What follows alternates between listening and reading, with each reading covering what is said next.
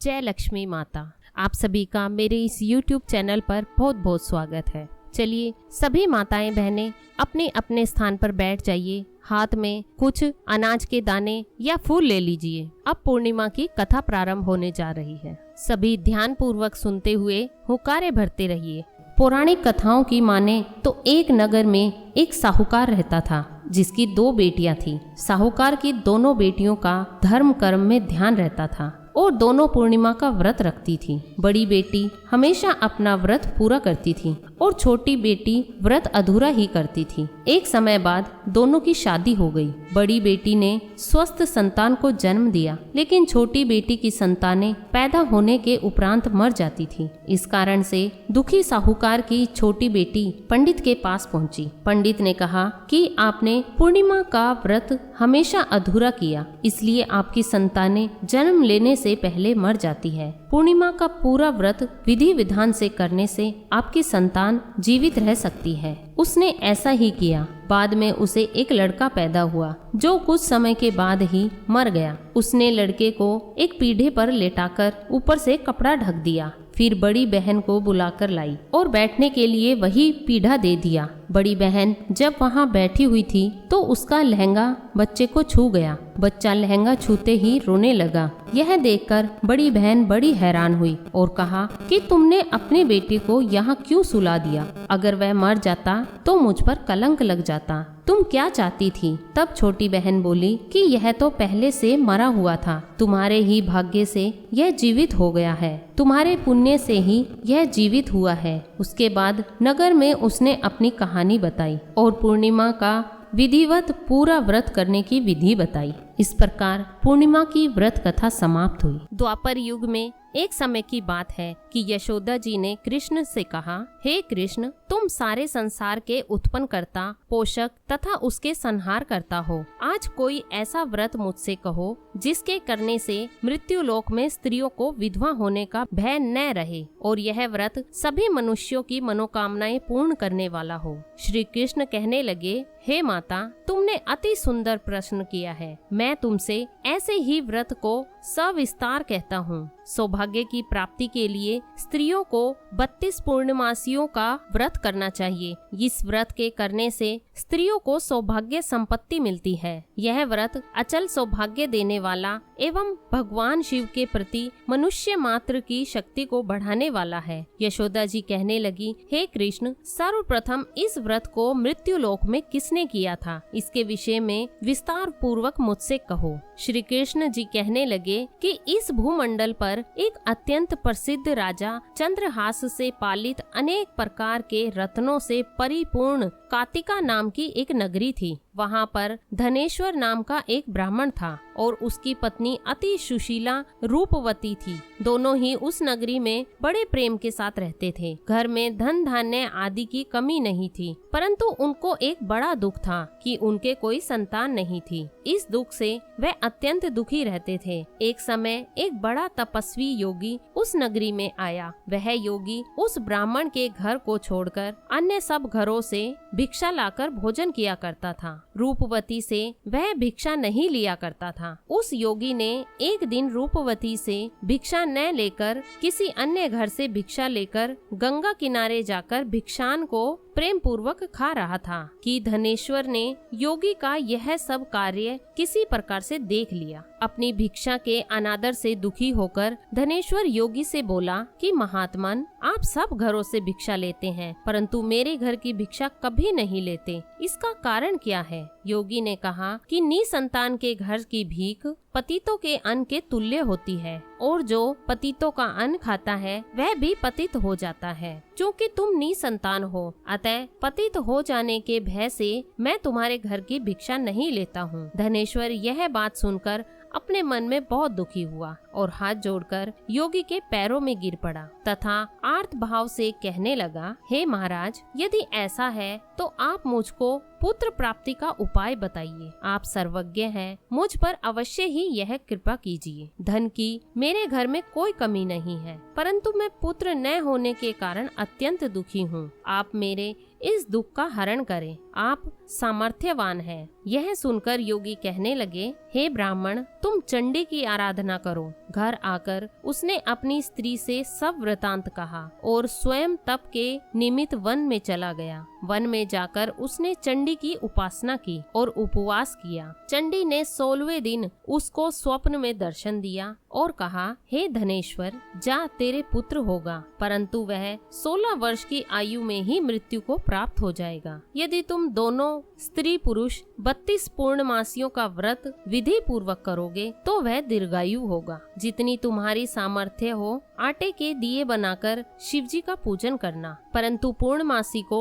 32 जो जाने चाहिए। प्रातःकाल होने पर इस स्थान के समीप ही तुम्हें एक आम का वृक्ष दिखाई देगा। उस पर तुम चढ़कर एक फल तोड़कर शीघ्र अपने घर चले जाना। अपनी स्त्री से सब वृतांत कहना। ऋतु स्नान के पश्चात वह स्वच्छ होकर श्री शंकर जी का ध्यान करके उस फल को खा लेगी। तब शंकर भगवान की कृपा से उसको गर्भ हो जाएगा। जब वह ब्राह्मण प्रातःकाल उठा तो उसने उस स्थान के पास ही एक आम का वृक्ष देखा जिस पर एक अत्यंत सुंदर आम का फल लगा हुआ था। उस ब्राह्मण ने उस आम के वृक्ष पर चढ़कर उस फल को तोड़ने का प्रयत्न किया, परंतु वृक्ष पर कई बार प्रयत्न करने पर भी वह न चढ़ पाया। तब तो उस ब्राह्मण को बहुत चिंता हुई और विघ्न विनाशक श्री गणेश जी की वंदना करने लगे। हे दयानिधे, अपने भक्तों के विघ्नों का नाश करके उनके मंगल कार्यों को करने वाले, दुष्टों का नाश करने वाले, रिद्धि सिद्धि देने वाले, आप मुझ पर कृपा करके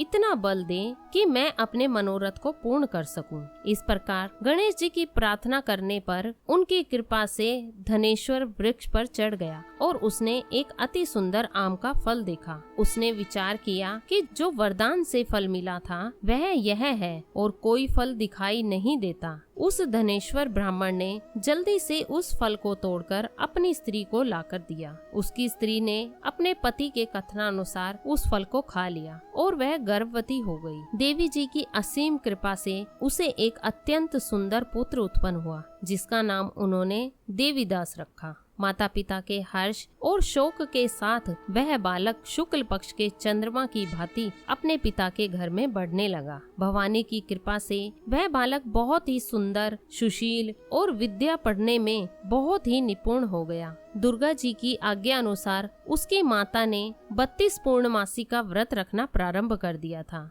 जिससे उसका पुत्र बड़ी आयु वाला हो जाए। 16वां वर्ष लगते ही देवीदास के माता पिता को बड़ी चिंता होने लगी कि कहीं उनके पुत्र की इस वर्ष मृत्यु न हो जाए। इसलिए उन्होंने अपने मन में विचार किया कि यदि यह दुर्घटना उनके सामने हो गई तो वे कैसे सहन कर सकेंगे। इसलिए उन्होंने देवीदास के मामा को बुलवाया और कहा कि हमारी इच्छा है कि देवीदास 1 वर्ष तक काशी में जाकर विद्या अध्ययन करे और उसको कभी भी अकेला नहीं छोड़ना चाहिए। इसलिए साथ में तुम चले जाओ और 1 वर्ष के पश्चात इसको वापस लौटा लाना। सब प्रबंध करके उसके माता पिता ने काशी जाने के लिए देवीदास को एक घोड़े पर बिठाकर उसके मामा को उसके साथ कर दिया, किंतु यह बात उसके मामा या किसी और से नहीं कही। धनेश्वर ने सपत्नीक अपने पुत्र की मंगल कामना तथा दीर्घायु के लिए भगवती दुर्गा की आराधना और पूर्णमासियों का व्रत करना आरंभ कर दिया। इस प्रकार बराबर 32 पूर्णमासी का व्रत पूरा किया। कुछ समय पश्चात एक दिन वह दोनों मामा भांजा मार्ग में रात्रि बिताने के लिए किसी ग्राम में ठहरे हुए थे। उस दिन उस गांव में एक ब्राह्मण की अत्यंत सुंदरी, सुशीला, विदुषी और गुणवती कन्या का विवाह होने वाला था। जिस धर्मशाला के अंदर वर और उसकी बारात ठहरी हुई थी उसी धर्मशाला में देवीदास और उसके मामा भी ठहरे हुए थे। संयोगवश कन्या को तेल आदि चढ़ाकर मंडप आदि का कृत्य किया गया। लग्न के समय वर को धनुर्वात हो गया, यानी कोई संक्रामक रोग हो गया। वर के पिता ने अपने कुटुंबियों से परामर्श करके निश्चय किया कि यह देवीदास मेरे पुत्र जैसा ही सुंदर है, मैं इसके साथ ही लग्न करा दूंगा और बाद में विवाह के अन्य कार्य मेरे लड़के के साथ हो जाएंगे। ऐसा सोचकर देवीदास के मामा से जाकर बोला कि तुम थोड़ी देर के लिए अपने भांजे को हमें दे दो जिससे विवाह के लग्न का सब कृत्य सुचारू रूप से हो सके। तब उसका मामा कहने लगा कि जो कुछ भी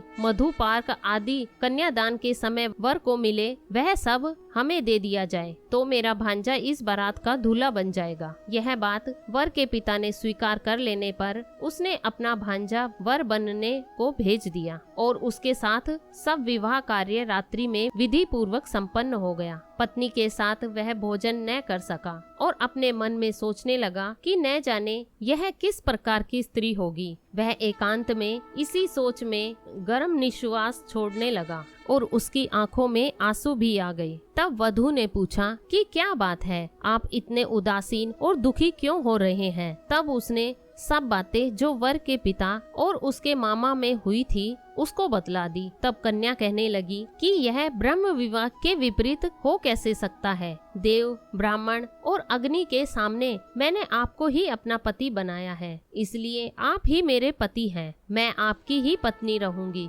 किसी अन्य की कदापि नहीं। तब देवीदास ने कहा, ऐसा मत करिए, क्योंकि मेरी आयु बहुत ही थोड़ी है। मेरे पश्चात आपकी क्या गति होगी, इन बातों को अच्छी तरह विचार लो। परंतु वह दृढ़ विचार वाली थी। बोली, जो आपकी गति होगी वही मेरी गति होगी। हे स्वामी, आप ठहरिए और भोजन करिए, आप निश्चय ही भूखे होंगे। इसके बाद देवीदास और उसकी पत्नी दोनों ने भोजन किया तथा शेष रात्रि वे सोते रहे। प्रातःकाल देवीदास ने अपनी पत्नी को 3 नगों से जड़ी हुई एक अंगूठी दी, एक रुमाल दिया और बोला, हे प्रिय, इसे लो और संकेत समझकर स्थिर चित्त में हो जाओ। मेरा मरण और जीवन जानने के लिए एक पुष्प वाटिका बना लो, उसमें सुगंधी वाली एक नव मलिका लगा लो, उसको प्रतिदिन जल से सींचा करो और आनंद के साथ खेलो कूदो और उत्सव मनाओ। और जिस दिन मेरा प्राणांत होगा ये फूल सूख जाएंगे और जब ये फिर हरे हो जाएं, तो जान लेना कि मैं जीवित हूँ। यह बात निश्चय करके समझ लेना, इसमें कोई संशय नहीं है। यह समझाकर वह चला गया। प्रातःकाल होते ही वहाँ पर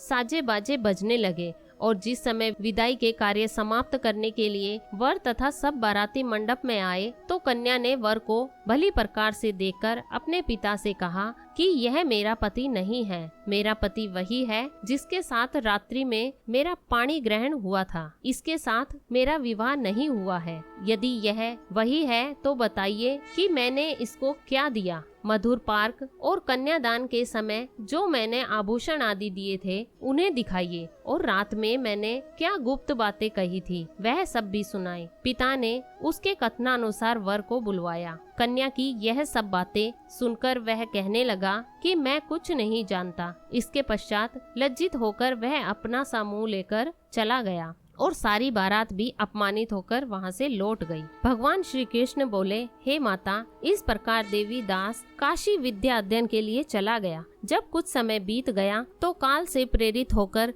एक सर्प रात्रि के समय उसको डसने के लिए वहां पर आया। उस विषधर के प्रभाव से उसके शयन का स्थान चारों ओर से विष की ज्वाला से विषैला हो गया, परंतु व्रत राज के प्रभाव से उसको काटने न पाया, क्योंकि पहले ही उसकी माता ने 32 पूर्णिमा का व्रत रखा था। इसके बाद मध्याह्न के समय स्वयं काल वहां पर आया और उसके शरीर से उसके प्राणों को निकालने का प्रयत्न करने लगा, जिससे वह मूर्छित होकर पृथ्वी पर गिर पड़ा। भगवान की कृपा से उसी समय पार्वती जी के साथ भगवान शंकर जी वहां पर आ गए। उसको मूर्छित दशा में देखकर पार्वती जी ने भगवान शंकर से प्रार्थना की कि हे महाराज, इस बालक की माता ने पहले 32 पूर्णिमा का व्रत किया था, जिसके प्रभाव से आप इसको प्राण दान दे। भवानी के कहने पर भक्त वत्सल्य भगवान शिव जी ने उसको प्राण दान दे दिया। इस व्रत के प्रभाव से काल को भी पीछे हटना पड़ा और देवीदास स्वस्थ होकर बैठ गया।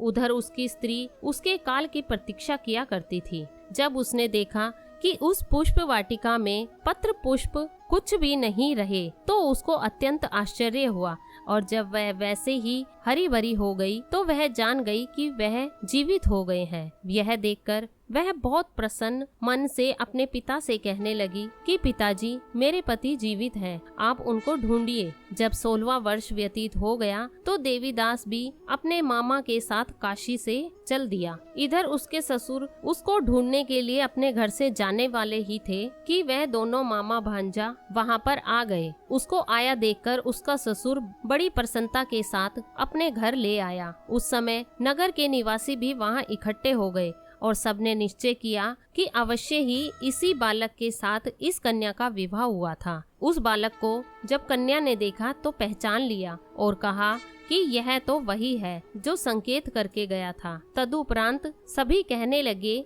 कि भला हुआ जो यह आ गया, और सब नगरवासियों ने आनंद मनाया। कुछ दिन बाद देवीदास अपनी पत्नी और मामा के साथ अपने ससुर के घर से बहुत सा उपहार आदि लेकर अपने घर के लिए प्रस्थान किया। जब वह अपने गांव के निकट आ गया तो कई लोगों ने उसको देखकर उसके माता पिता को पहले ही जाकर खबर दे दी कि तुम्हारा पुत्र देवीदास अपनी पत्नी और मामा के साथ आ रहा है। ऐसा समाचार सुनकर पहले तो उन्हें विश्वास ही नहीं हुआ, किंतु जब और लोगों ने भी आकर उनकी बात का समर्थन किया तो उनको बड़ा आश्चर्य हुआ। लेकिन थोड़ी देर में देवीदास ने आकर अपने माता पिता के चरणों में अपना सिर रखकर प्रणाम किया और उसकी पत्नी ने भी अपने सास ससुर के चरणों को स्पर्श किया तो माता पिता को, अपने पुत्र और पुत्र वधू को अपने हृदय से लगा लिया और दोनों की आंखों से प्रेम अश्रु बहने लगे। अपने पुत्र और पुत्र वधू के आने की खुशी में धनेश्वर ने बड़ा भारी उत्सव किया और ब्राह्मणों को भी बहुत सी दान दक्षिणा देकर प्रसन्न किया। श्री कृष्ण जी कहने लगे कि इस प्रकार धनेश्वर 32 पूर्णिमाओं के व्रत के प्रभाव से पुत्रवान हो गया। जो भी स्त्रियां इस व्रत को करती है वे जन्म जन्मांतर में विधवा का दुख नहीं भोगती और सदैव सौभाग्यवती रहती है। यह मेरा वचन है, इसमें कोई संदेह नहीं मानना। यह व्रत पुत्र और पौत्रों को देने वाला तथा संपूर्ण मनोकामनाओं को पूर्ण करने वाला है। 32 पूर्णिमाओं के व्रत करने से व्रती की सब इच्छाएं भगवान शिव की कृपा से पूर्ण हो जाती है। बोलिए माता पार्वती की जय, भगवान शंकर की जय। आज की वीडियो में बस इतना ही। वीडियो अच्छी लगे तो लाइक जरूर करें और कमेंट में जय माँ लक्ष्मी जरूर लिखें। मिलती हूँ अपनी नेक्स्ट वीडियो में। जय माँ लक्ष्मी।